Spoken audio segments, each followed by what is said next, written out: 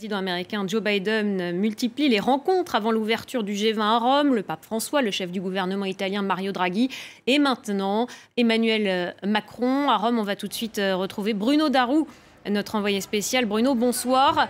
Le président américain est reçu en ce moment même par le président français à l'ambassade de France auprès du Saint-Siège. Une rencontre très symbolique qui se déroule après la crise des sous-marins.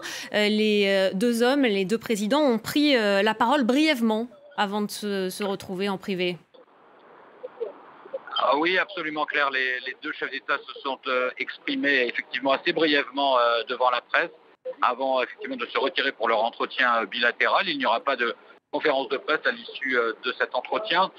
Côté français, Emmanuel Macron a souligné que les États-Unis s'étaient engagés de manière concrète sur plusieurs dossiers, notamment concernant l'engagement évidemment français contre le terrorisme au Sahel.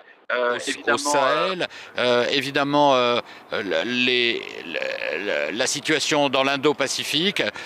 Et Emmanuel Macron a exprimé sa satisfaction quant à Joe Biden. Lui, il a déclaré que la France restait un allié précieux des États-Unis, que désormais ce qui s'était passé au mois de septembre avait été une maladresse. Les États-Unis pensaient sincèrement que les Français savaient qu'ils seraient écartés du dossier des sous-marins au profit de Washington. Et Joe Biden a rappelé que les deux pays ont souffert ensemble et que rien ne pourrait briser leurs relations.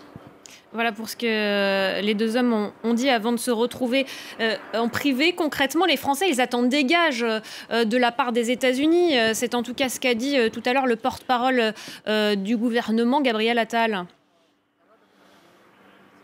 Oui, alors c'est un peu ce qu'a expliqué Emmanuel Macron dans son propos liminaire, mais évidemment sans spécifier. C'est-à-dire que, si vous voulez, on connaît les dossiers sur lesquels la France attend des gestes de la part des États-Unis. Clairement, alors que la France a commencé à redéployer l'opération Barkhane au Mali, les Français attendent une annonce significative de la part des États-Unis.